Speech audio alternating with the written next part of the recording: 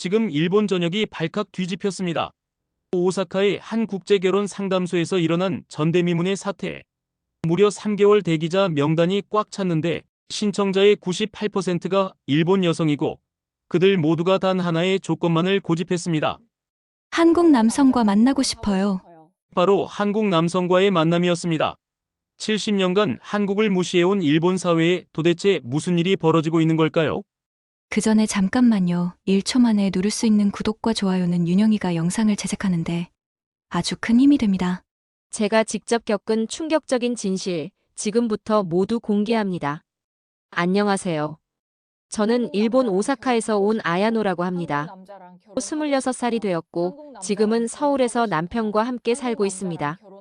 제가 오늘 이 자리에서 여러분께 들려드리고 싶은 이야기는 단순한 국제결혼 이야기가 아닙니다. 한 나라에 대한 편견이 얼마나 무서운 것인지, 그리고 진실을 마주했을 때 인간이 얼마나 변할 수 있는지에 대한 이야기입니다. 2024년 가을, 저는 오사카 시내의 한 건축설계 사무소에서 일하고 있었습니다. 매일 아침 7시에 출근해서 밤 10시가 넘어서야 퇴근하는 일상의 반복이었죠. 회사에서는 늘 여자는 결혼하면 그만둘 거 아니냐는 시선을 받았고 승진은 꿈도 꿀 수 없었습니다. 일본 사회가 여성에게 요구하는 것은 명확했습니다. 조용히 순종하고 결혼하면 가정으로 돌아가 남편을 내조하라는 것이었죠. 저도 몇 번의 연애를 해봤습니다. 하지만 일본 남자들과의 연애는 늘 비슷한 패턴으로 끝났습니다. 처음에는 친절한 척하다가도 관계가 깊어질수록 자신들의 진짜 모습을 드러냈죠. 여자가 왜 그렇게 일에 욕심을 내? 결혼하면 당연히 회사는 그만둬야지. 아이는 엄마가 키우는 게 당연한 거 아니야? 이런 말들을 아무렇지 않게 했습니다. 제가 반박하면 너무 예민하다, 여자답지 못하다는 평가가 돌아왔죠. 가장 최근에 만났던 남자친구 켄타는 더했습니다. 데이트 비용은 늘 더치페이를 요구하면서도 집안일은 여자가 해야 한다고 주장했죠. 제가 야근으로 늦게 들어온 날에도 저녁은 뭘 해줄 거야? 라고 물었습니다. 제가 나도 피곤해서 못해라고 하자. 일본 여자가 이래서 되겠어? 한국 여자들처럼 되려고 그래? 라며 비아냥거렸습니다. 그때 처음 의아했습니다. 한국 여자들이 어떻길래 그렇게 비교를 하는 걸까요? 켄타의 설명은 이랬습니다. 한국 여자들은 너무 당당해서 문제야. 남자한테 이것저것 요구하고 집안일도 나누자고 하고. 그래서 한국 남자들이 힘들어하잖아. 그러면서 덧붙였죠. 한국은 아직도 우리보다 한참 뒤떨어진 나라인데 여자들만 이상하게 목소리가 커졌대. 저는 그의 말을 곧이곧대로 믿지는 않았지만 특별히 반박할 정보도 없었습니다. 한국에 대해 아는 거라곤 K-POP나 한국 드라마 정도였고 그마저도 일본이 원조인데 한국이 따라한 것이라는 주변의 평가를 은연중에 받아들이고 있었으니까요. 켄타와 헤어진 후 저는 연애에 완전히 지쳐버렸습니다. 26이라는 나이에 일본에서는 벌써 크리스마스 케이크라는 소리를 들었습니다. 25일이 지나면 가치가 떨어진다는 뜻이었죠. 회사 상사들은 빨리 시집이나 가라는 말을 농담처럼 던졌고 어머니는 매일 선자리를 주선하려 했습니다. 그러던 어느 금요일 저녁 대학 동창 사치코가 저를 찾아왔습니다. 사치코는 작년에 국제 결혼을 해서 지금은 도쿄에 살고 있었는데 오랜만에 오사카에 왔다며 저를 만나자고 했죠. 아야노, 너 아직도 혼자야? 사치코가 이자카야에서 맥주를 마시며 물었습니다. 응, 뭐 만날 사람이 없어서. 제가 대답했죠. 내가 좋은 곳 알려줄까? 국제교류 카페라고, 거기서 외국인들도 만날 수 있어. 저는 처음에는 시큰둥했습니다. 외국인이라. 말도 안 통하는데 어떻게 만나? 요즘은 번역 앱도 있고 영어 할 줄 아는 사람들도 많아. 그리고 있잖아, 일본 남자들보다 훨씬 매너가 좋더라고. 특히 한국 남자들은. 한국? 저는 놀라서 사치코를 쳐다봤습니다. 사치코가 조심스럽게 말했습니다. 나도 처음엔 편견이 있었어. 그런데 실제로 만나보니까 완전히 달라. 일본 남자들이 한국을 너무 왜곡해서 알려준 거야. 무슨 소리야? 한국 남자들이 더 가부장적이라고 들었는데. 사치코가 웃었습니다. 그게 바로 일본 남자들이 퍼뜨린 거짓말이야. 실제로는 정반대거든. 내 친구 유미도 작년에 한국 남자와 결혼했는데 남편이 집안일 절반을 하고 요리도 남편이 더 잘한대. 육아휴직도 같이 쓰고. 저는 믿기지 않았습니다. 그건 특별한 경우 아니야? 아니야. 한국은 이미 많이 변했어. 오히려 일본이 30년 전에 멈춰 있는 거지. 사치코는 계속해서 한국의 변화된 모습을 설명했습니다. 남녀평등 의식, 가사분담, 여성의 사회 진출 지원 등등.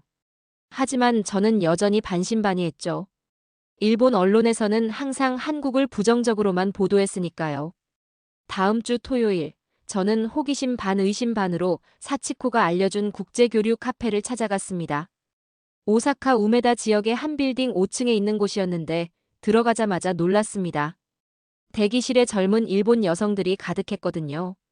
접수대에 직원이 물었습니다. 어느 나라 분과 만남을 원하시나요? 특별히 정한 건 없는데요. 직원이 파일을 넘기며 말했습니다. 최근에는 한국 남성분들과의 만남을 원하시는 분들이 많으세요. 대기 기간이 좀 있긴 하지만. 한국이요?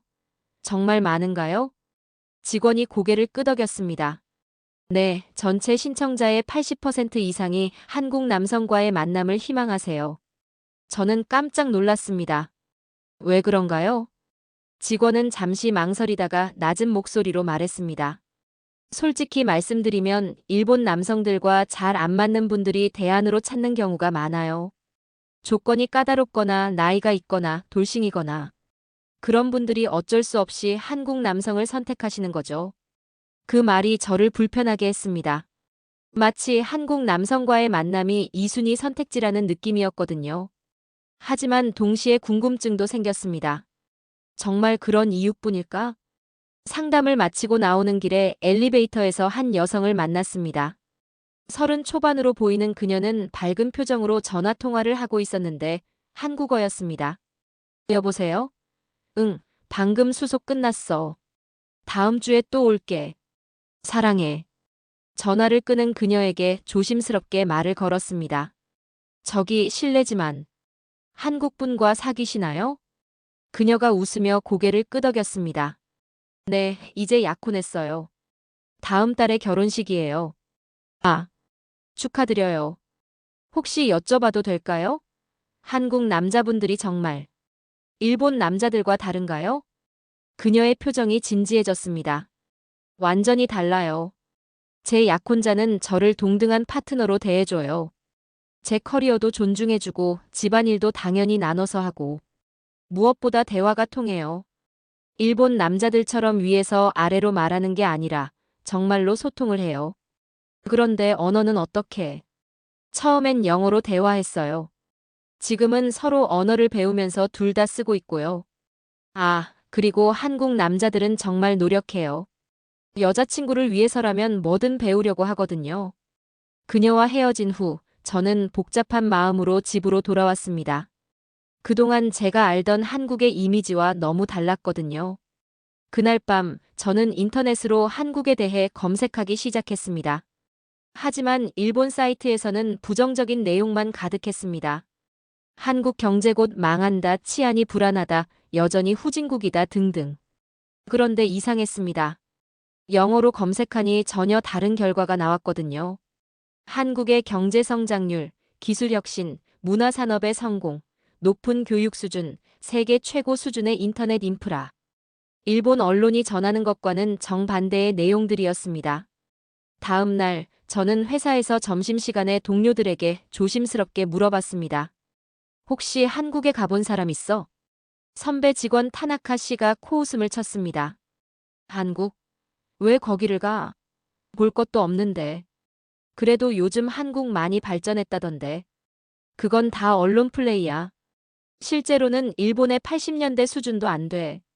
옆에 있던 다른 동료도 거들었습니다. 맞아. 한국 제품도 다 일본 기술 베낀 거잖아. 독창성이 없어. 하지만 막내 직원 하루카가 작은 목소리로 말했습니다. 저는 작년에 서울 가봤는데 정말 좋았어요. 지하철도 깨끗하고 와이파이도 어디서나 되고 사람들도 친절했어요. 타나카 씨가 하루카를 쏘아봤습니다. 너 같은 애들이 한류에 빠져서 일본의 자존심을 버리는 거야. 그날 이후로 하루카는 한국 이야기를 꺼내지 않았습니다. 저도 마찬가지였죠. 하지만 마음 한구석에서는 계속 궁금증이 커져갔습니다. 일주일 후 국제교류 카페에서 연락이 왔습니다. 한국 남성과의 만남이 주선됐다는 것이었죠. 상대방은 31살의 IT 엔지니어로 일본 출장이 잦아서 일본어도 어느 정도 한다고 했습니다. 만남 당일 저는 긴장된 마음으로 약속 장소인 카페로 갔습니다. 그리고 그곳에서 제 인생을 바꿀 사람을 만났습니다. 민석 씨였죠. 첫인상은 의외였습니다. 일본 언론에서 묘사하는 한국 남자의 이미지와는 전혀 달랐거든요. 단정한 차림새의 부드러운 미소, 그리고 무엇보다 예의 바른 태도가 인상적이었습니다. 안녕하세요, 아야노 씨. 만나서 반갑습니다. 민석 씨가 약간 어색한 일본어로 인사했습니다. 아, 네. 반갑습니다. 저도 어색하게 인사했죠. 처음엔 서로 어색해서 날씨 이야기나 음식 이야기 같은 가벼운 대화만 나눴습니다. 그런데 시간이 지날수록 대화가 깊어졌어요. 아야노 씨는 건축 설계를 하신다고 들었어요. 정말 멋진 직업이네요. 민석 씨가 진심 어린 표정으로 말했습니다. 아, 그냥 작은 사무소에서 일하는 거예요. 별거 아니에요. 왜 그렇게 말씀하세요? 건축 설계는 정말 창의적이고 전문적인 일이잖아요. 저는 그런 재능이 없어서 부러워요. 일본 남자들과 만날 때는 한 번도 들어보지 못한 반응이었습니다. 보통은 여자가 건축을 일하거나 결혼하면 그만둘 거지 라는 말을 들었거든요. 민석 씨는 IT 엔지니어시라고요? 어떤 일을 하시나요? 민석 씨가 자신의 일에 대해 설명하기 시작했습니다. 인공지능 개발, 스마트시티 프로젝트 등 흥미로운 이야기들이었죠. 그런데 더 놀라운 건 그가 제 의견을 계속 물었다는 거예요. 건축 전문가로서 어떻게 생각하세요? 스마트시티에서 건축물의 역할이 어떻게 변할까요? 우리는 2시간 넘게 대화를 나눴습니다. 처음으로 제가 하는 일에 대해 진지하게 관심을 가져주는 남자를 만난 것 같았어요. 헤어질 때 민석 씨가 물었습니다. 다음에 또 만날 수 있을까요? 제가 다음 주에 또 오사카에 출장이 있거든요. 네, 좋아요. 제가 대답했습니다. 집으로 돌아오는 길, 저는 묘한 기분이었습니다. 뭔가 새로운 세계를 발견한 것 같은 느낌이었달까요? 하지만 현실은 녹록지 않았습니다. 다음 날 회사에서 동료들과 대화하던 중에 제가 무심코 어제 한국 사람을 만났는데 라고 말했다가 분위기가 싸늘해졌거든요. 한국 사람? 왜? 타나카 씨가 눈을 찌푸렸습니다. 그냥 국제교류 차원에서요. 아야노 조심해. 한국 남자들은 겉만 번지르르 하지 속은 다 똑같아. 그때 대학 시절 선배였던 다케시가 사무실을 방문했습니다. 다케시는 지금 대기업에서 일하는 엘리트였는데 가끔 업무 차원에서 우리 사무소에 왔죠. 아야노, 오랜만이야. 다케시가 반갑게 인사했습니다. 아, 선배.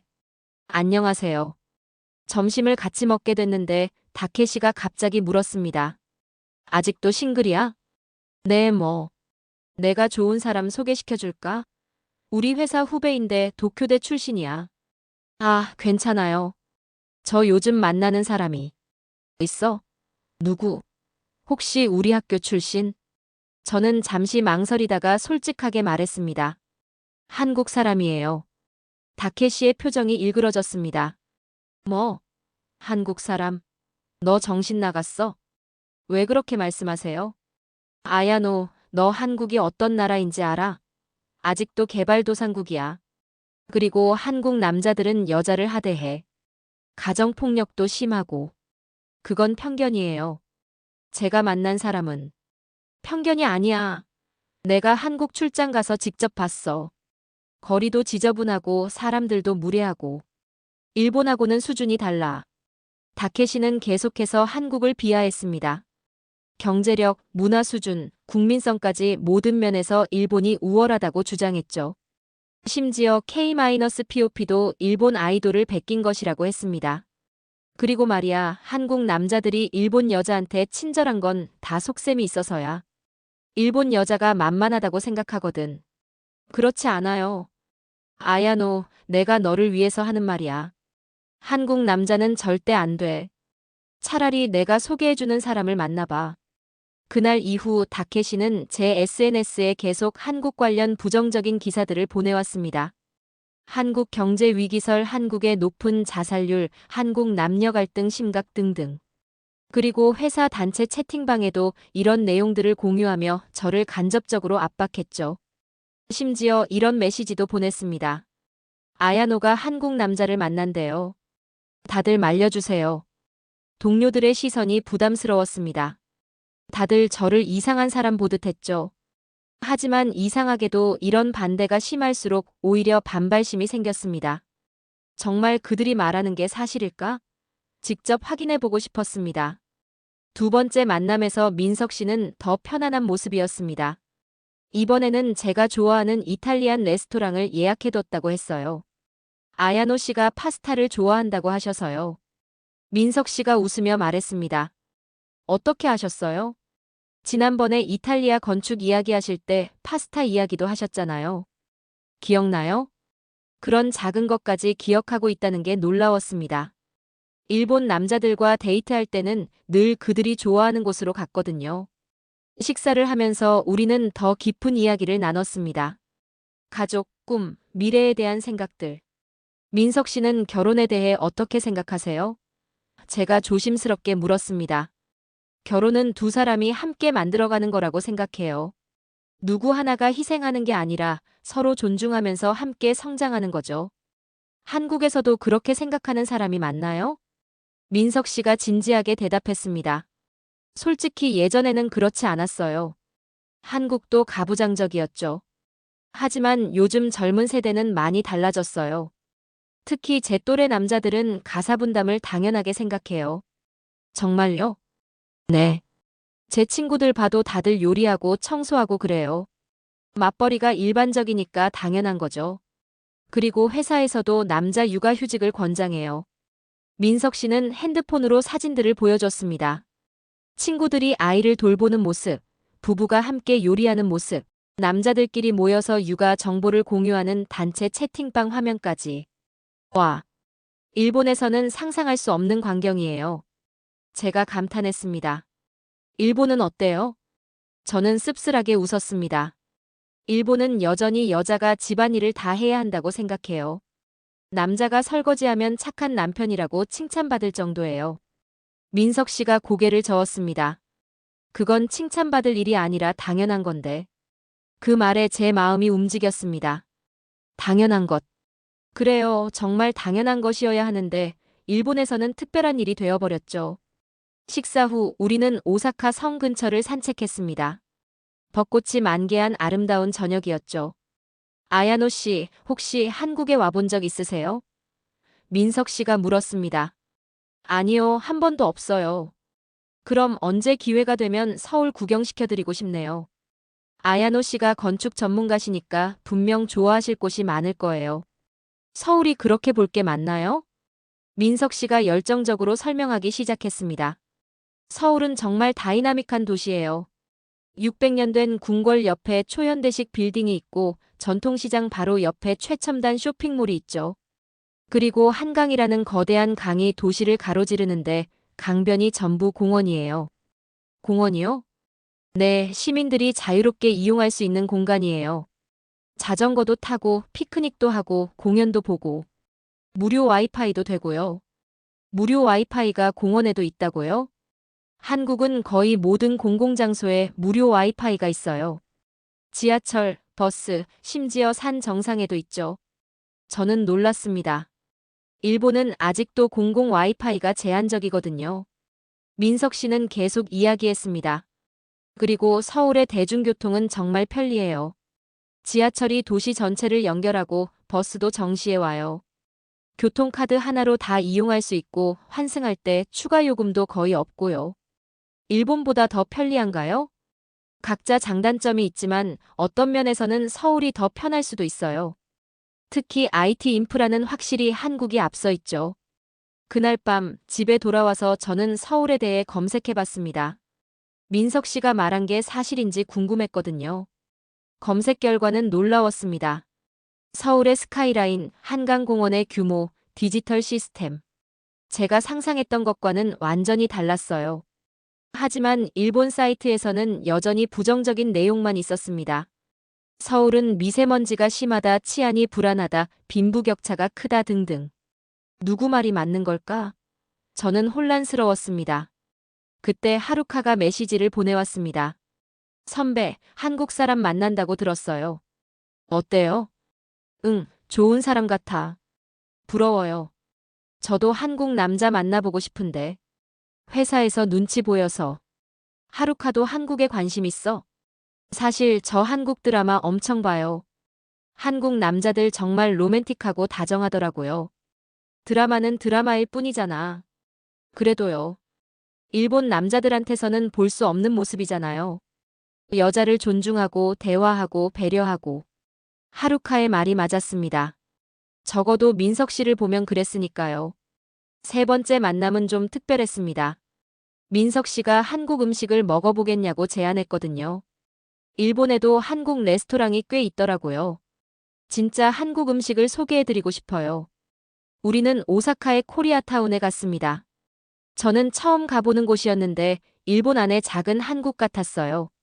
여기가 추로아시예요. 일본에서 가장 큰 코리아타운이죠. 민석 씨가 설명했습니다. 거리에는 한글 간판이 즐비했고 한국 음식 냄새가 가득했습니다. 김치, 불고기, 떡볶이. 우리가 들어간 식당은 작지만 아늑한 곳이었습니다. 민석 씨가 능숙하게 주문했어요. 김치찌개랑 제육볶음, 그리고 잡채 주세요. 음식이 나왔을 때 저는 또 놀랐습니다. 반찬이 한 상 가득 차려졌거든요. 이게 다 서비스예요? 제가 물었습니다. 네, 한국에서는 반찬을 기본으로 줘요. 그리고 더 달라고 하면 또 주고요. 공짜로요? 당연하죠. 한국의 정문화예요. 김치찌개를 한 숟가락 떠먹는 순간 제 입에서 감탄이 나왔습니다. 와, 정말 맛있어요. 다행이네요. 매울까봐 걱정했는데. 매운데 계속 먹고 싶어지는 맛이에요. 민석 씨가 웃으며 물을 따라줬습니다. 한국 음식의 매력이 그거예요. 중독성이 있죠. 식사를 하면서 민석 씨는 한국 음식 문화에 대해 설명해줬습니다. 밥상 공동체 문화, 김장 문화, 제철 음식의 중요성 등등. 한국에서는 함께 먹는 걸 중요하게 생각해요. 혼자 먹는 밥은 맛이 없다고 하죠. 일본은 오히려 혼자 먹는 게 편한 문화인데 각자의 문화가 있는 거죠. 하지만 한국의 정문화도 나름의 매력이 있어요. 그때 옆 테이블에서 시끄러운 소리가 났습니다. 일본 남자 손님들이 종업원에게 뭔가 항의하고 있었어요. 이게 뭐야? 반찬이 왜 이렇게 많아? 우리가 시킨 것도 아닌데. 한국인 종업원이 일본어로 설명했습니다.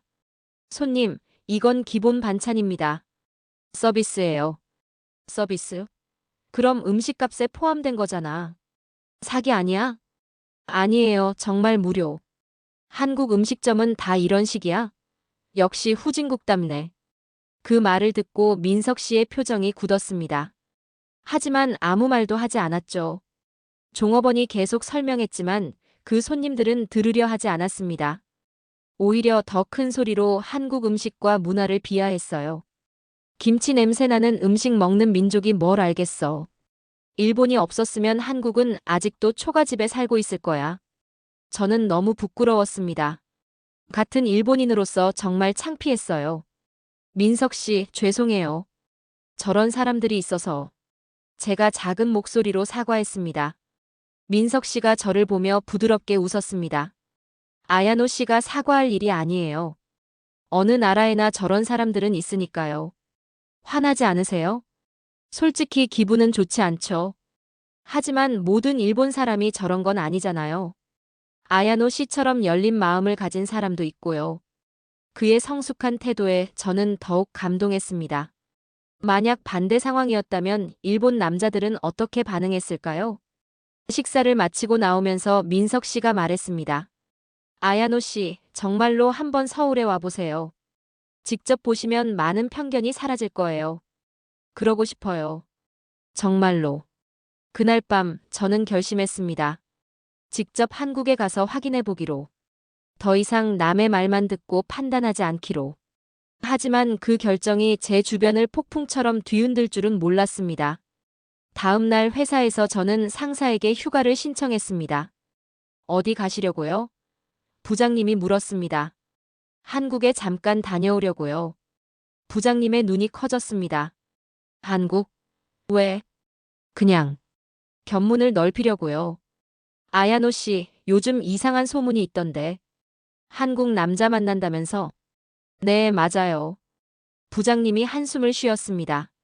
젊을 때 철없이 그럴 수도 있지. 하지만 진지하게 생각하는 건 아니겠지? 왜 그렇게 생각하시는 거죠? 한국이 어떤 나라인지 몰라서 그래. 경제도 불안정하고 북한 위협도 있고. 무엇보다 문화 수준이 일본하고는 차이가 나. 직접 가서 확인해 보고 싶어요. 부장님이 목소리를 높였습니다. 회사 이미지도 생각해야지. 우리 회사 직원이 한국 남자랑 결혼했다고 소문나면 어떻게 되는지 알아? 저는 충격을 받았습니다. 21세기에 이런 차별적인 발언을 듣게 될 줄은 몰랐거든요. 그건 차별 아닌가요? 현실을 말하는 거야. 아야노 씨도 이 회사에서 계속 일하고 싶으면 신중하게 행동해. 그것은 명백한 협박이었습니다. 퇴근 후 다케시가 또 연락을 해왔습니다. 이번에는 직접 만나자고 했죠. 아야노, 내가 정말 한국에 간다고? 다케시가 술집에서 물었습니다. 응, 다음 주에 갈 거야. 미쳤구나. 완전히 미쳤어. 왜 그렇게까지 말해? 다케시가 핸드폰을 꺼내 뭔가를 보여줬습니다. 이거 봐. 한국의 실상이야. 그것은 한국을 비하하는 일본 극우 사이트의 게시물들이었습니다. 조작된 사진, 왜곡된 통계, 악의적인 루머들. 이런 게 진실이라고 믿어? 제가 물었습니다. 믿고 안 믿고의 문제가 아니야. 한국은 적국이야. 우리 영토를 불법 점거하고 있잖아. 그건 정치적인 문제고. 정치와 개인을 분리할 수 있다고 생각해? 너무 나이브한 거 아니야?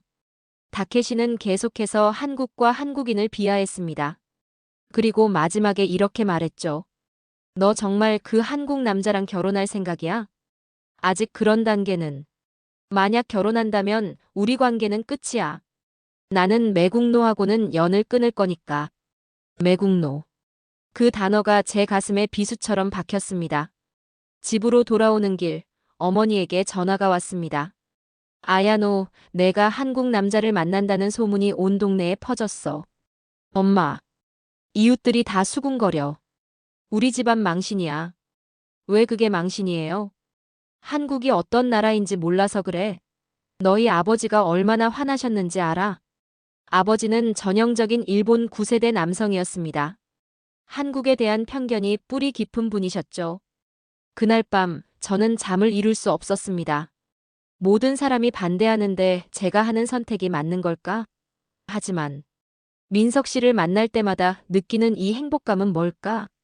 그때 민석 씨에게 메시지가 왔습니다. 아야노 씨, 오늘 하루 어떠셨어요? 전 내일 한국으로 돌아가는데 공항에서 잠깐 볼 수 있을까요? 우리는 간사이 공항에서 만났습니다. 민석 씨는 뭔가 심각한 표정이었어요. 아야노 씨, 제가 한국에 돌아가면 언제 다시 만날 수 있을까요? 저 다음 주에 서울 갈 예정이에요. 민석 씨의 얼굴이 밝아졌습니다. 정말요? 정말 오시는 거예요? 네, 직접 보고 싶어요. 민석 씨가 사는 곳, 민석 씨의 일상. 민석 씨가 제 손을 잡았습니다. 아야노 씨, 제가 하고 싶은 말이 있어요. 뭔데요? 저는 아야노 씨를 진지하게 생각하고 있어요. 단순한 만남이 아니라 정말로 미래를 함께하고 싶어요. 제 심장이 쿵쾅거렸습니다. 저도 그래요. 하지만 알아요. 아야노 씨가 일본에서 받을 압박이 얼마나 클지. 그래서 더 조심스러워요. 괜찮아요. 제가 선택한 거니까. 민석 씨가 저를 꼭 안아줬습니다. 서울에서 기다릴게요. 꼭 오세요. 일주일 후, 저는 서울행 비행기에 올랐습니다. 2시간의 비행이 제 인생에서 가장 긴 시간처럼 느껴졌어요. 인천공항에 도착했을 때 첫 인상은 크다였습니다. 그리고 현대적이다. 일본 언론에서 말하는 후진국의 이미지는 어디에도 없었어요. 민석 씨가 마중 나와 있었습니다. 어서 오세요, 아야노 씨. 한국에 오신 걸 환영해요. 공항에서 서울로 가는 길, 저는 계속 창밖을 보며 감탄했습니다. 넓은 도로, 높은 빌딩들, 한강의 규모. 와, 정말 대단해요. 제가 말했습니다. 이제 시작이에요. 민석 씨가 웃으며 말했죠. 우리는 먼저 명동에 갔습니다. 관광객들로 붐비는 거리, 활기찬 상점들, 그리고 놀랍게도 일본어 안내가 어디에나 있었어요. 한국 사람들이 일본어를 이렇게 많이 해요? 제가 물었습니다. 관광지에서는 기본이죠. 한국은 관광 산업에 많이 투자하거든요. 다음은 경복궁이었습니다. 600년 역사의 궁궐이 도심 한복판에 있다는 게 인상적이었어요. 일본의 교토 같네요. 제가 말했습니다. 비슷하면서도 달라요. 한국은 궁궐을 시민들에게 완전히 개방하거든요. 그때 한복을 입은 젊은이들이 지나갔습니다. 한국인뿐 아니라 외국인들도 많았어요. 한복 체험이 인기예요. 전통을 현대적으로 즐기는 거죠. 민석 씨가 설명했습니다. 점심은 광장시장에서 먹었습니다. 전통시장의 활기와 다양한 먹거리들. 빈대떡, 마약김밥, 육회. 이런 전통시장이 아직도 살아있다니. 제가 감탄했습니다. 한국은 전통과 현대가 공존해요. 없애는 게 아니라 함께 가는 거죠. 오후에는 강남으로 이동했습니다. 테헤랄로의 높은 빌딩들, 세련된 카페들, 그리고 놀랍게도 거리가 정말 깨끗했어요. 일본에서는 한국 거리가 지저분하다고 하던데. 제가 말했습니다. 민석 씨가 웃었습니다. 그건 옛날 이야기예요. 요즘 한국은 청결에 엄청 신경 써요. 그때 갑자기 비가 내리기 시작했습니다. 우리는 근처 카페로 피했는데 그곳에서 놀라운 걸 발견했어요. 우산 대여 서비스가 있네요. 네, 서울 곳곳에 있어요. 앱으로 빌리고 아무데나 반납하면 돼요. 일본보다 더 편리한데요. 저녁에는 민석 씨의 집에 초대받았습니다. 서울 근교의 신도시 아파트였는데 제 상상을 뛰어넘었어요. 이게 일반적인 한국 아파트예요? 제가 물었습니다. 35평 정도 되는 아파트는 넓고 현대적이었습니다. 특히 인상적인 건 스마트홈 시스템이었어요. 음성으로 조명, 온도, 음악 다 제어할 수 있어요. 민석 씨가 시원해 보였습니다. 한국에서는 이게 기본이에요. 신축 아파트는 대부분 이래요. 그리고 보세요. 이건 공기질 측정 시스템이에요. 미세먼지 수치에 따라 자동으로 공기청정기가 작동하죠. 발코니에서 내다본 전망도 훌륭했습니다. 넓은 공원, 자전거 도로, 그리고 멀리 보이는 산. 와, 도시인데 자연이 이렇게 가까이 있네요. 한국은 산이 많아서 어디서나 산을 볼 수 있어요. 주말에 등산하는 사람들도 많고요. 민석 씨가 직접 저녁을 준비했습니다. 김치찌개와 여러 반찬들. 요리하는 모습이 정말 자연스러웠어요. 일본 남자들은 라면도 못 끓이는 사람이 많은데. 제가 말했습니다. 한국도 예전엔 그랬대요. 하지만 요즘은 달라요. 자취 경험도 많고 맞벌이도 일반적이니까. 식사를 하면서 민석 씨의 가족 이야기를 들었습니다. 저희 부모님도 맞벌이 하셨어요. 아버지가 퇴근이 빠른 날은 아버지가 저녁을 하셨고요. 정말요? 네. 그래서 저한테는 그게 당연한 거예요. 결혼해도 가사는 나누는 거죠. 그때 민석 씨의 친구들이 집에 놀러 왔습니다. 다들 반갑게 저를 맞아줬어요. 일본에서 오셨다고요? 반가워요. 민석이가 많이 자랑했어요. 친구들과 대화하면서 더 놀란 건 그들의 인식이었습니다. 요즘 누가 집안일 안 해요? 당연히 나눠서 해야죠. 저희 와이프가 더 바쁠 때는 제가 다 하고, 제가 바쁠 때는 와이프가 하고. 육아휴직? 저 6개월 썼어요. 애기랑 있는 시간이 정말 소중하더라고요. 한 친구는 이렇게 말했습니다. 일본은 아직도 남자가 일, 여자가 가정 이런 식이라면서요? 한국은 이제 그런 시대 지났어요. 저는 할 말을 잃었습니다. 일본에서 듣던 한국은 가부장적이다라는 말이 완전히 뒤집어진 거였죠. 다음 날 민석 씨는 저를 여러 곳으로 안내했습니다. 먼저 간 곳은 성수동이었습니다. 옛 공장지대가 트렌디한 카페와 갤러리로 변신한 곳이었죠. 이런 도시 재생을 젠트리피케이션이라고 하죠? 제가 물었습니다. 맞아요. 하지만 한국은 원주민과 상생하려고 노력해요. 임대료 안정화 정책도 있고요. 한 카페에서 커피를 마시며 창밖을 보는데 거리를 지나는 사람들의 패션이 눈에 띄었습니다. 한국 사람들 정말 세련됐네요. 한국은 패션에 관심이 많아요. 남자들도 마찬가지고요. 일본 남자들은 대부분 무관심한데 점심은 이태원에서 먹었습니다. 다국적 레스토랑이 즐비한 국제적인 거리였죠. 여기는 정말 국제도시 같아요. 제가 감탄했습니다. 이태원은 다양성의 상징이에요. 한국이 얼마나 개방적인지 보여주는 곳이죠. 그때 옆 테이블에서 영어로 대화하는 소리가 들렸습니다. 한국인과 외국인이 비즈니스 미팅을 하고 있었어요. 한국 사람들 영어 잘하네요. 교육열이 높아서 그래요. 그리고 국제화에도 적극적이고요. 오후에는 한강공원에 갔습니다. 드넓은 강변, 자전거 도로, 피크닉을 즐기는 사람들. 와, 정말 크네요. 제가 감탄했습니다. 한강은 서울의 보물이에요. 시민들의 쉼터죠. 우리도 돗자리를 펴고 앉았습니다. 치킨과 맥주를 시켜 먹으며 노을을 봤어요. 이런 게 한국의 일상이에요? 제가 물었습니다. 네, 치맥이라고 해요. 한강에서 치맥하는 건 서울 사람들의 소소한 행복이죠. 그때 근처에서 버스킹 공연이 시작됐습니다. 젊은이들이 기타를 치며 노래를 불렀어요. 거리 공연이 자유로운가요? 신고만 하면 돼요. 한국은 문화활동을 장려하거든요. 해가 지고 야경이 펼쳐졌습니다. 한강 다리들의 조명, 강변 빌딩들의 불빛. 정말 아름다웠어요. 서울의 야경은 정말 대단하네요. 뉴욕, 도쿄와 비교해도 뒤지지 않죠? 솔직히 어떤 면에서는 도쿄보다 더 인상적이었습니다. 셋째 날은 민석 씨의 회사를 방문했습니다. 판교 테크노밸리에 있는 IT 기업이었죠. 와, 실리콘밸리 같아요. 제가 감탄했습니다. 한국의 IT 허브예요. 네이버, 카카오, 넥슨 같은 큰 기업들이 다 여기 있죠. 민석 씨의 회사는 중견 스타트업이었는데 사무실 분위기가 정말 자유로웠어요. 출퇴근 시간이 자유예요?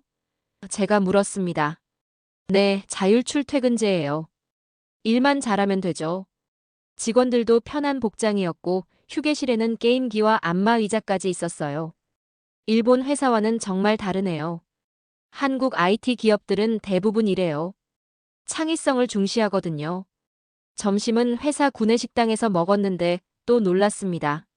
이게 회사 밥이에요? 호텔 뷔페 같은데? 복지의 일환이죠.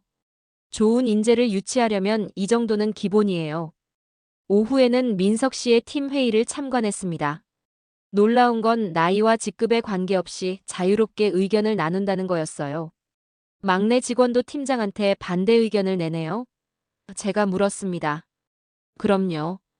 좋은 아이디어는 누구나 낼 수 있으니까요. 일본의 수직적인 회사 문화와는 정반대였습니다. 저녁에는 민석 씨의 부모님 댁을 방문했습니다. 솔직히 가장 긴장되는 순간이었어요. 어서 오세요, 아야노 씨. 민석 씨의 어머니가 따뜻하게 맞아주셨습니다. 일본에서 오느라 고생했겠네요. 아버지도 친절하게 인사하셨어요. 저는 준비해간 일본 과자를 선물로 드렸습니다. 아이고, 이런 걸 왜 가져왔어요? 고마워요. 어머니가 기뻐하셨습니다. 저녁 식사를 하면서 이런저런 이야기를 나눴는데 민석 씨의 부모님은 정말 개방적이셨어요. 요즘 국제 결혼이 많아졌어요. 좋은 일이죠. 세상이 넓어지는 거니까. 아버지가 말씀하셨습니다. 일본 여성분들이 정말 예의 바르고 섬세하다고 들었어요. 어머니도 덧붙이셨죠. 그런데 더 놀라운 건 부모님이 함께 저녁 준비를 하신다는 거였어요. 어머니, 제가 도와드릴게요. 제가 일어나려 하자. 아니에요, 앉아 있어요. 오늘은 우리 부부가 준비할 거예요. 아버지가 말씀하셨습니다. 그리고 정말로 두 분이 함께 부엌에서 요리를 하셨어요. 아버지가 고기를 굽고 어머니가 반찬을 준비하시는 모습이 정말 자연스러웠습니다. 한국의 시아버지가 요리를. 저는 믿기지 않았어요. 민석 씨가 웃으며 말했습니다. 우리 아버지 요리 잘하세요. 어머니보다 더 잘하는 요리도 있어요. 식사 후 차를 마시며 어머니가 물으셨습니다. 아야노 씨는 건축 설계를 하신다고요? 네, 아직 경력은 짧지만 멋진 직업이네요. 여자가 전문직을 갖는 게 중요해요. 결혼해도 계속 일해야죠. 이것도 충격이었습니다. 일본의 시어머니들은 대부분 며느리가 일하는 걸 싫어하거든요. 저희 어머니도 은퇴하시기 전까지 교사셨어요. 민석 씨가 말했습니다. 맞아요. 35년 동안 일했죠. 일하면서 아이들 키우느라 힘들었지만 후회는 없어요. 어머니가 자랑스럽게 말씀하셨습니다. 집으로 돌아오는 길 민석 씨가 물었습니다. 우리 부모님 어떠셨어요? 정말 좋으신 분들이에요.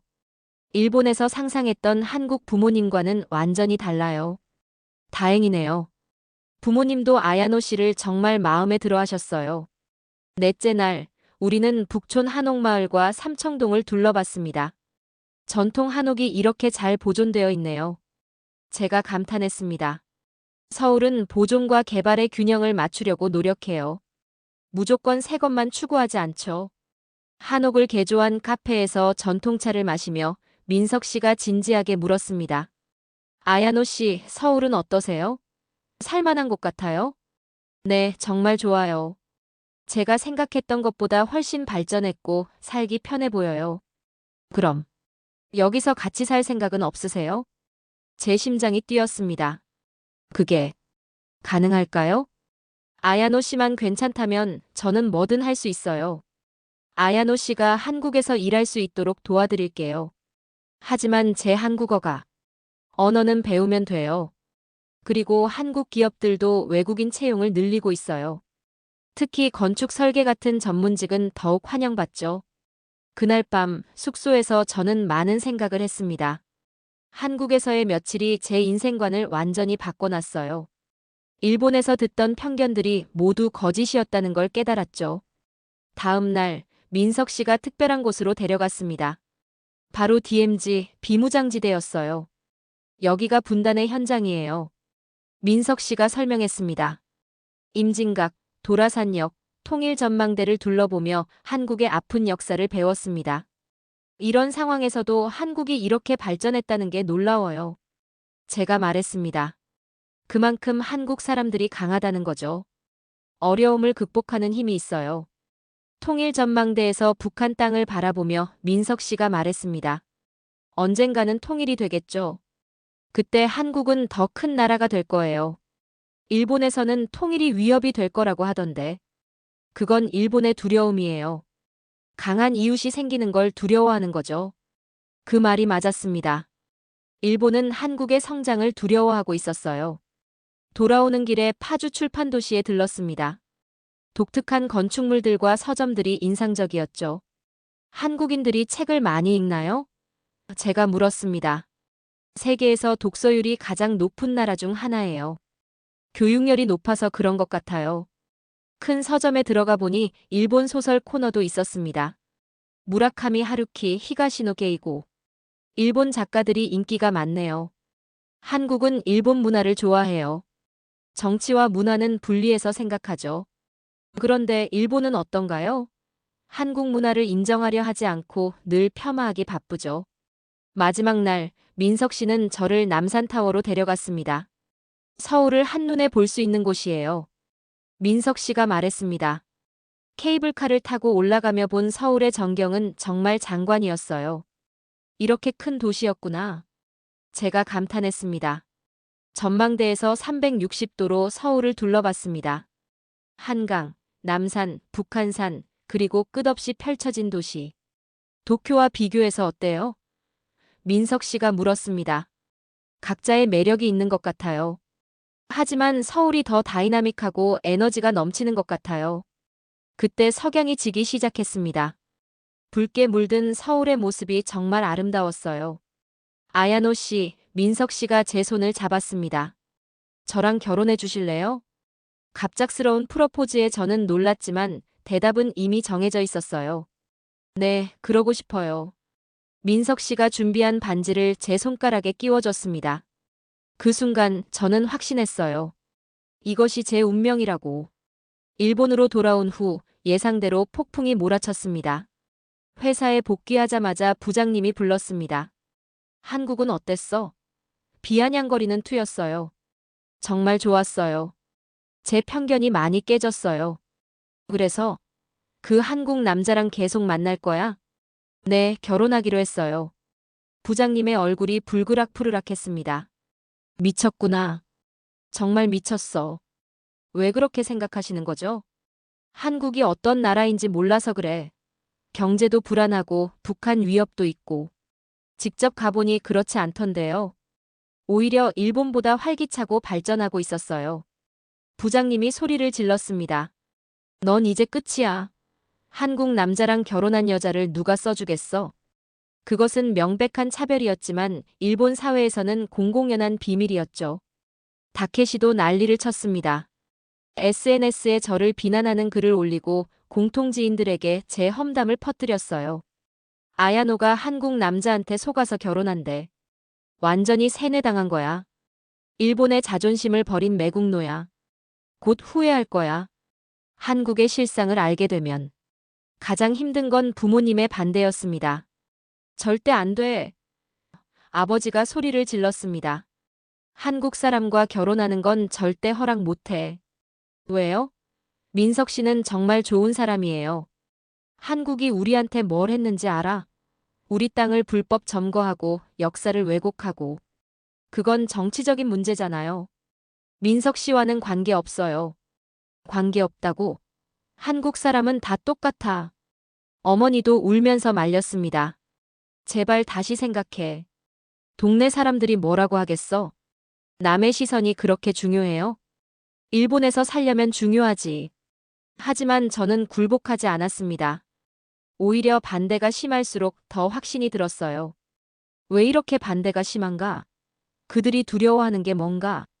그때 하루카가 조용히 다가왔습니다. 선배, 정말 대단해요. 부러워요. 하루카. 저도 사실 한국 남자 만나고 있어요. 하지만 선배처럼 용기가 없어서. 하루카도? 네, 온라인에서 만났어요. 정말 다정하고 배려심 깊은 사람이에요. 일본 남자들과는 차원이 달라요. 하루카 말고도 몇몇 여직원들이 조용히 응원해줬습니다. 사실 우리도 일본 남자들한테 실망한 지 오래야. 한국 남자들이 더 젠틀하다는 거 다 알아. 선배가 개척자가 되는 거예요. 힘내세요. 한편 민석 씨는 자주 일본에 와서 저를 만났습니다. 그리고 우리 부모님을 설득하려 노력했죠. 어느 날 민석 씨가 부모님을 찾아왔습니다. 정장을 차려입고 정중하게 인사했어요. 안녕하세요. 아야노 씨와 결혼하고 싶은 김민석입니다.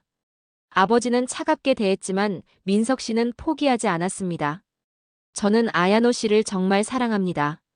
그리고 평생 행복하게 해드릴 자신이 있습니다. 한국 남자가 일본 여자를 행복하게. 웃기는 소리 하지 마. 편견을 갖지 마시고 저를 한 사람의 인간으로 봐주세요.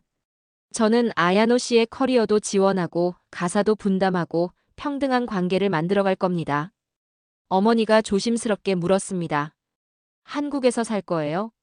아야노 씨가 원한다면 일본에서 살 수도 있습니다.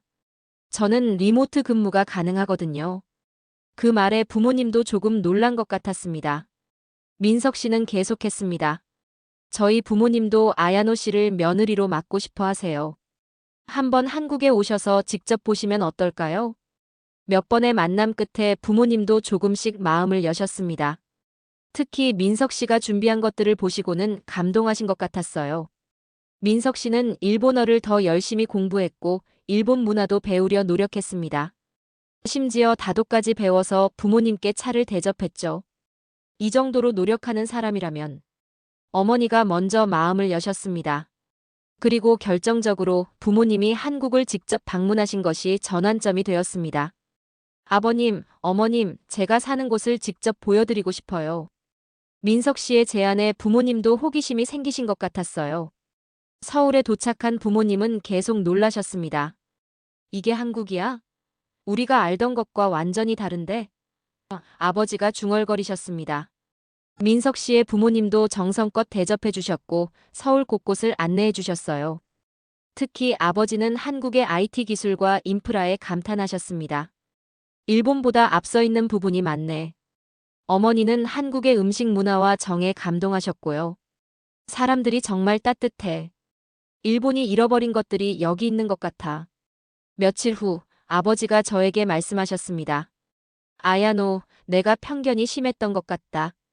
민석 씨는 정말 좋은 사람이고 한국도 훌륭한 나라더라. 아빠, 내가 선택한 길이라면 응원할게. 행복하게 살아라. 어머니도 눈물을 흘리며 저를 안아주셨습니다. 미안해, 엄마가 너무 구식이었어. 민석 씨와 행복하게 살아. 2025년 봄, 우리는 결혼했습니다. 작은 결혼식이었지만 양가 가족과 친한 친구들이 모여 축복해줬어요. 일본 회사는 결국 그만두었습니다. 어차피 차별과 편견 속에서 일할 수는 없었으니까요. 대신 서울에서 새로운 시작을 했습니다. 한국의 한 건축설계 사무소에 취직했고 처음엔 언어 때문에 힘들었지만 동료들이 많이 도와줬어요. 아야노 씨, 한국말 정말 빨리 늘어요. 팀장님이 칭찬해 주셨습니다. 한국 사람들이 친절하게 가르쳐줘서요.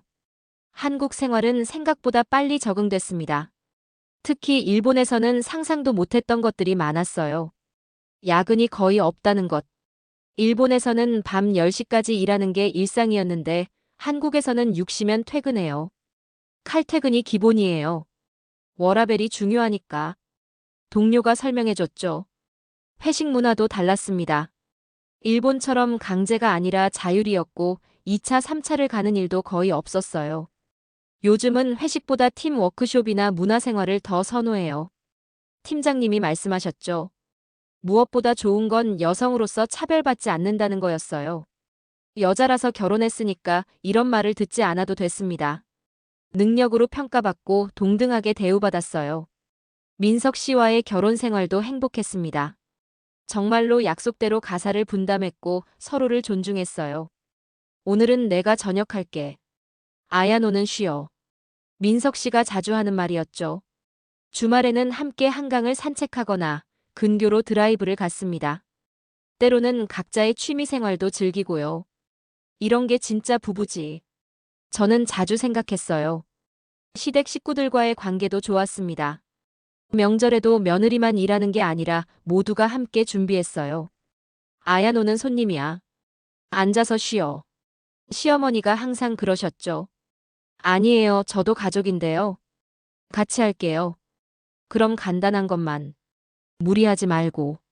일본의 명절 문화와는 정반대였습니다. 한국 생활 6개월째 저는 임신을 했습니다. 민석 씨는 정말 기뻐했어요. 우리 아기다. 정말 정말 감사해, 아야노. 회사에서도 축하해줬고 걱정과 달리 불이익은 전혀 없었습니다. 출산휴가, 육아휴직 마음껏 쓰세요. 회사가 지원할게요. 사장님이 직접 말씀하셨어요. 민석 씨도 육아휴직을 신청했습니다. 나도 6개월은 쓸 거야. 아기랑 시간을 보내고 싶어. 일본이었다면 상상도 못할 일이었죠. 출산 후 한국의 산후조리 문화를 경험했습니다. 산후조리원에서 2주를 보냈는데 정말 천국 같았어요. 한국은 산모를 정말 소중히 여기는구나. 저는 감동했습니다. 아기가 태어난 후 양가 부모님들이 번갈아 와서 도와주셨어요. 특히 우리 부모님은 완전히 달라지셨죠. 한국의 육아 시스템이 정말 좋구나. 일본도 배워야 해. 아버지가 감탄하셨어요. 맞아요. 어린이집도 많고 지원도 많고. 일본보다 훨씬 나은 것 같아. 어머니도 인정하셨죠. 지금 저는 서울에서 행복하게 살고 있습니다. 물론 완벽한 나라는 없어요. 한국에도 문제는 있죠. 하지만 적어도 제가 경험한 한국은 일본에서 들었던 그 후진국이 아니었습니다.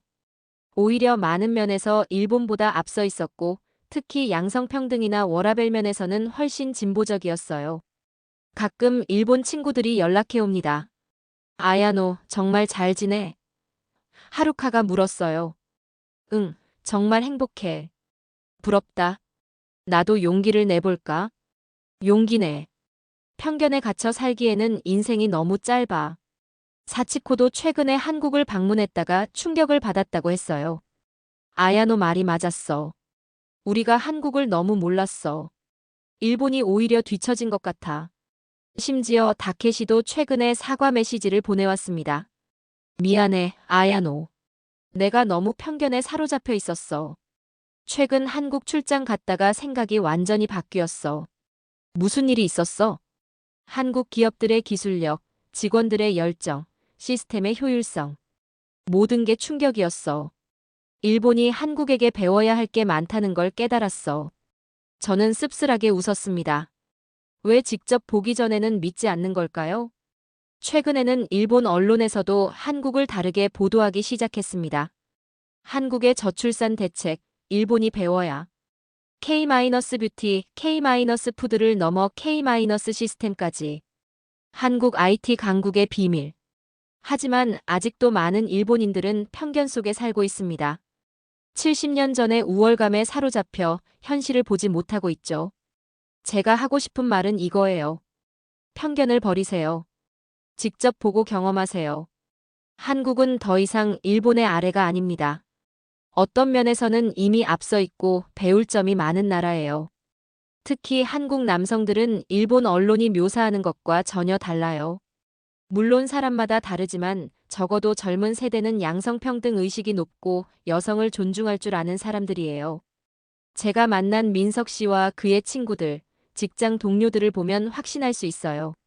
한국 남자들이 일본 남자들보다 더 진보적이고 개방적이라는 걸. 일본 여성 여러분, 혹시 일본 사회와 일본 남성들에게 실망했다면 한 번쯤 시야를 넓혀보세요. 세상은 넓고 좋은 사람들은 어디에나 있어요. 다만 편견이 그들을 보지 못하게 할 뿐이죠. 저는 한국에서 제2의 인생을 시작했습니다. 그리고 정말 행복해요. 여성으로서 존중받고, 전문가로서 인정받고, 아내로서 사랑받고, 엄마로서 지원받는 삶. 이런 삶이 특별한 게 아니라 당연한 거여야 하는데, 안타깝게도 일본에서는 특별한 일이 되어버렸죠. 마지막으로 민석 씨가 자주 하는 말을 전하고 싶어요. 사랑에는 국경이 없어.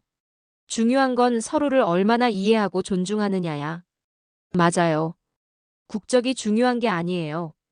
그 사람이 어떤 가치관을 갖고 있고 나를 어떻게 대하느냐가 중요한 거죠. 저는 운 좋게 좋은 사람을 만났고 편견을 깰 용기가 있었어요. 그 결과 지금의 행복을 얻었죠. 여러분도 편견을 버리고 진실을 직접 확인해 보세요. 그러면 새로운 세상이 열릴 거예요. 한국은 정말 매력적인 나라예요. 다이나믹하고 열정적이고 따뜻한 정이 있는 나라. 그리고 한국 사람들은 정말 좋은 사람들이에요. 특히 외국인에게 친절하고 포용적이죠. 제가 한국에서 차별받은 적은 단 한 번도 없어요. 오히려 일본인이라고 더 배려해주고 도와줬죠. 일본 문화 정말 좋아해요. 일본 여행 가고 싶어요. 일본 음식 최고. 한국 사람들은 일본을 좋아해요. 정치적 문제와 별개로 문화와 사람은 존중하죠. 반면 일본은 어떤가요? 한국을 인정하지 않으려 하고 끊임없이 폄하하려 하죠. 이제는 달라져야 해요. 일본도 겸손해져야 하고 배울 건 배워야 해요.